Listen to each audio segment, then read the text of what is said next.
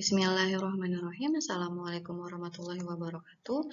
Perkenalkan, saya Asmaul Husna, peserta pelatihan dasar CPNS Angkatan 4, Puslatbang PKSN LAN tahun 2022. Kali ini saya akan memaparkan rancangan aktualisasi saya yang berjudul Peningkatan Efektivitas Pendataan Stok Opname Alat Gelas dan Media menggunakan fitur QR Code di Laboratorium Mikrobiologi. Saya dibimbing oleh mentor saya, yaitu Ibu Martantri Dwi Nugrahani STPM Biotek dan Bapak Dr. Insinyur Bambang Subagio MSI, serta penguji saya yaitu Dr. Bayu Hikmat Purwana MPD. Agenda pembahasan terdiri dari pendahuluan, profil organisasi dan peserta, rancangan aktualisasi, dan penutup. Latar belakang kegiatan rancangan aktualisasi ini yaitu dengan adanya UU RI nomor 5 tahun 2014, Peraturan LAN RI nomor 1 tahun 2021 sehingga dibuatlah sebuah rancangan aktualisasi. Berikut tujuan, ruang lingkup, dan manfaat dari rancangan aktualisasi yang tertera pada slide.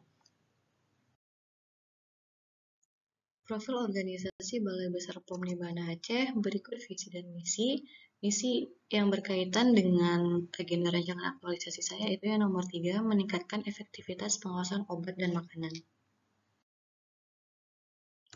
Nilai-nilai organisasi BPOM yaitu profesional, integritas, kredibilitas, kerja sama tim, inovatif dan responsif dengan akronim IKIR. Tugas Balai Besar POM di Banda Aceh yaitu pelaksanaan tugas teknis operasional di bidang pengawasan obat dan makanan di wilayah Banda Aceh. Fungsi yang sesuai dengan jabatan saya yaitu pelaksana pengujian rutin obat dan makanan, pelaksana pengujian obat dan makanan dalam rangka investigasi dan penyidikan. Bagian organisasi Balai Besar POM di Banda Aceh dipimpin oleh seorang kepala balai yang membawahi beberapa struktur utama. Saya berada di subkelompok substansi pengujian mikrobiologi dengan jabatan fungsional pengawas farmasi dan makanan yang melaksanakan pengujian terkait obat dan makanan. Identifikasi isu dilakukan melalui focus group discussion, yaitu dengan mentor, staf pengujian laboratorium mikrobiologi, dan juga CPNS Balai Besar POM di Banda Aceh tahun 2022, sehingga didapatkan beberapa isu utama di laboratorium mikrobiologi, antara lain yang pertama, stok opname alat gelas dan media yang digunakan belum diisi secara teratur dan pengisiannya masih manual. Kemudian lembar pemantauan suhu inkubator tidak diisi secara rutin setiap hari dan pembuatan grafik suhu masih secara manual. Yang ketiga, lampiran catatan pengujian masih dalam bentuk laporan fisik. Yang keempat, hasil uji profisiensi yang belum dikumpulkan dalam satu database. Yang kelima, buku penggunaan alat atau logbook tidak diisi secara rutin setelah menggunakan alat. Dan yang keenam, tidak ada acuan kompetensi dan pengetahuan tamu serta mahasiswa magang mengenai hal-hal dasar di laboratorium. Selanjutnya, keenam isu tersebut diidentifikasi berdasarkan kondisi saat ini, kondisi yang diharapkan, dan manfaat. Isu yang pertama yaitu stok opname alat gelas dan media yang digunakan belum diisi secara teratur dan pengisiannya masih manual. Kondisi saat ini seperti pada gambar, yaitu data jumlah alat gelas yang ada di laboratorium tidak lengkap, sehingga ketika ada alat yang rusak harus dilakukan perhitungan dari awal. Ketika ada alat yang rusak, maka dilakukan pendataan seperti pada gambar tersebut, yaitu dibuat pada post-it. Kemudian data stok penggunaan media kurang akurat dan pengisiannya itu masih secara manual. Kondisi yang diharapkan itu adanya perbaikan secara digital dalam proses pendataan stok opname alat gelas dan media sehingga memudahkan pekerjaan. Kemudian yang kedua yaitu lembar pemantauan suhu inkubator tidak diisi secara rutin setiap hari dan pembuatan grafik suhu masih secara manual. Kondisi saat ini yaitu pembuatan grafik dilakukan secara manual pada kertas dan pemantauan suhu tidak rutin dilakukan setiap hari sehingga proses pemantauan inkubator tidak maksimal. Diharapkan pembuatan grafik secara otomatis menggunakan Excel sehingga memudahkan pekerjaan. Selanjutnya itu yang ketiga, lampiran catatan pengujian masih dalam bentuk laporan fisik. Kondisi saat ini proses pemasukan data berupa nomor sampel, tanggal, perhitungan hasil, syarat hasil, kesimpulan, dan penguji masih dilakukan secara manual. Diharapkan pembuatan LCP dapat dilakukan dalam aplikasi sehingga parameter dapat dipilih secara otomatis. Selanjutnya yaitu hasil uji profisiensi yang belum dikumpulkan dalam satu database. Kondisi saat ini, data hasil uji profisiensi yang terdapat di dalam Google Drive hanya ada data uji tahun 2022. Kondisi yang diharapkan yaitu adanya database hasil uji profisiensi sehingga semua data terkumpul di dalam satu folder tersebut. Kemudian, buku penggunaan alat atau logbook tidak diisi secara rutin setelah menggunakan alat. Kondisi saat ini, buku penggunaan alat sering tidak diisi sehingga tidak dapat dilakukan pemantauan penggunaan alat yang maksimal. Diharapkan adanya pendataan penggunaan buku secara digital. Kemudian yang keenam yaitu tidak ada acuan kompetensi dan pengetahuan tamu dan mahasiswa magang mengenai hal-hal dasar di laboratorium mikrobiologi.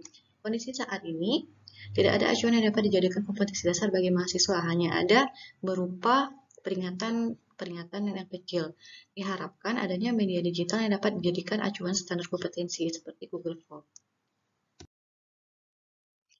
Selanjutnya, keenam isu dianalisis dengan metode APKL sehingga diperoleh 3 isu prioritas.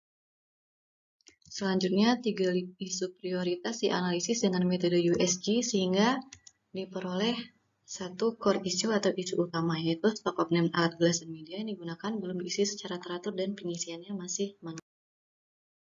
Selanjutnya, dilakukan analisis fishbone pada isu utama sehingga diperoleh akar permasalahan, yaitu terdiri dari personal, sistem, faktor eksternal, dan metode.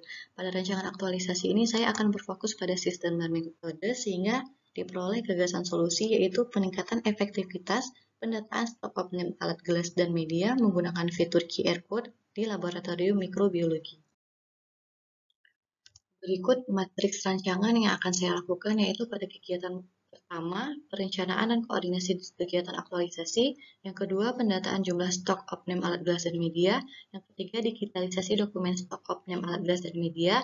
Yang keempat, pembuatan Google Form. Yang kelima, pembuatan spreadsheet. Yang keenam, perancangan dan percobaan fitur QR Code. Dan yang ketujuh, pelaksanaan pendataan stok of name alat gelas dan media. Kegiatan pertama yaitu perencanaan dan koordinasi dengan mentor. Dengan tahapan kegiatan melakukan konsultasi dengan mentor dan staf pengujian, mengumpulkan informasi dan data terkait inventarisasi alat gelas dan media, menyusun pertanyaan untuk pengisian Google Form. Output hasil atau bukti yang didapatkan yaitu notulensi dokumentasi, data inventarisasi alat gelas dan media, serta daftar pertanyaan. Manfaat dari kegiatan ini yaitu musyawarah dengan pihak terkait mengenai kegiatan aktualisasi.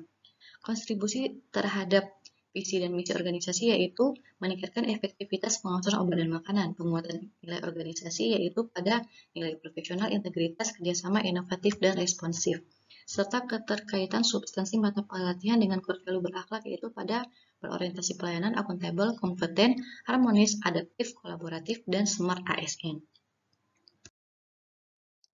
Kegiatan yang kedua yaitu pendataan jumlah stok of name alat gelas dan media. Tahapan kegiatan menyiapkan daftar persediaan beserta data alat gelas dan media, menghitung jumlah alat gelas dan media di setiap ruangan laboratorium mikrobiologi, sehingga didapatkan hasil yaitu daftar persediaan yang akan dibuatkan QR Code beserta kelengkapan informasinya, data terbaru inventarisasi alat gelas dan media, dan manfaat yang didapatkan yaitu terdapat data terbaru yang lebih lengkap mengenai stok of name alat gelas dan media. Kontribusi terhadap visi misi organisasi, penguatan nilai organisasi, dan keterkaitan substansi mata pelatihan berakhlak tertera pada slide berikut.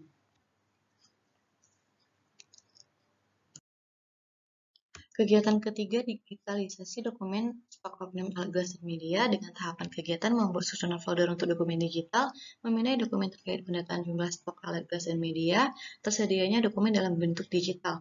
Hasilnya itu berupa susunan folder pada Google Drive, file PDF, dan dokumen digital. Inovasi pada kegiatan ini yaitu jenis inovasi peningkatan folder dokumen di Google Drive, kontribusi terhadap visi misi organisasi, penguatan nilai organisasi, serta keterkaitan substansi mata pelatihan tertera pada slide berikut. Selanjutnya, pembuatan Google Form, yaitu tahapan kegiatan membuat formulir online, memasukkan daftar pertanyaan, dan formulir online siap digunakan. Inovasi pada kegiatan ini yaitu jenis inovasi peningkatan dengan adanya form pencatatan data, kontribusi terhadap visi misi organisasi, penguatan nilai organisasi, dan keterkaitan substansi mata pelatihan berakhlak tertera pada slide berikut. Selanjutnya, pembuatan spreadsheet yaitu dengan tahap kegiatan membuat spreadsheet melalui Google Drive, memasukkan data-data stok alat gelas dan media, dan tersedianya spreadsheet yang sudah lengkap. Inovasi pada kegiatan ini yaitu jenis inovasi peningkatan dengan adanya inventarisasi data dalam bentuk spreadsheet, kontribusi terhadap visi misi organisasi, penguatan nilai organisasi, dan keterkaitan substansi mata pelatihan berakhlak tertera pada slide berikut.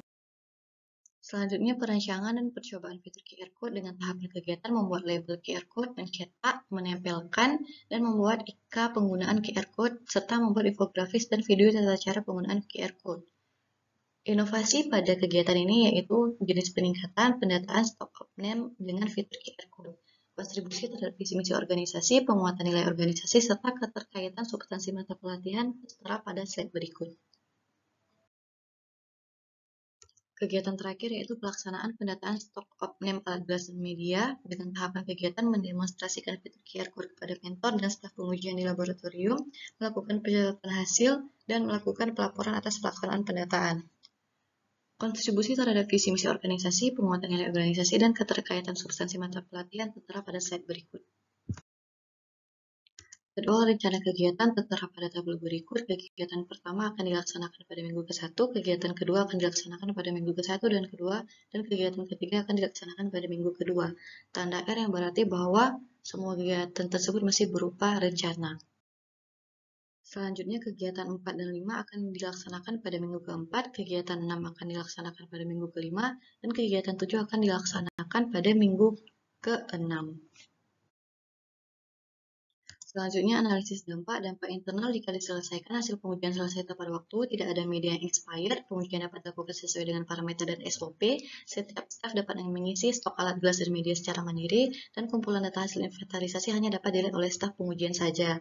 Jika tidak diselesaikan, maka hasil pengujian tidak selesai tepat waktu, terdapat media yang expired, pengujian tidak dapat dilakukan sesuai dengan parameter dan SOP, staf akan bergantung kepada penanggung jawab stok alat gelas dan media, dan data hasil inventarisasi dapat dilihat oleh berbagai pihak. Dampak secara eksternal yaitu meningkatkan kepercayaan masyarakat kepada Balai Besar PUM 5 Aceh, sedangkan jika tidak diselesaikan, maka kepercayaan masyarakat dapat menurun. Antisipasi kendala. Potensi kendala yang pertama, disiplin para pegawai untuk menggunakan fitur QR Code dan terbatasnya kompetensi dan pengetahuan yang dimiliki penulis dalam pembuatan fitur QR Code.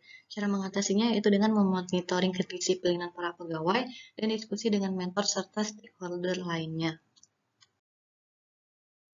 Kesimpulan dari rancangan aktualisasi ini yaitu yang pertama akan dilaksanakan selama 6 minggu dimulai pada tanggal 15 Agustus sampai dengan 23 September.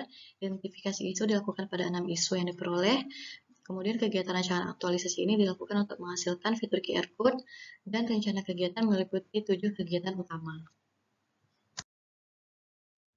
Saran dari rancangan aktualisasi ini yaitu dalam melakukan kegiatan rancangan sudah menginternalisasi nilai-nilai dasar AS dan berakhlak, dan kegiatan rancangan dilakukan dengan koordinasi, konsultasi, dan kerjasama dengan coach, mentor, staf pengujian, serta peserta latar CPNS BPOM 2022, serta kegiatan rancangan aktualisasi didukung dengan memanfaatkan sumber daya organisasi yang tersedia untuk mendukung proses kelancaran penulisan rancangan.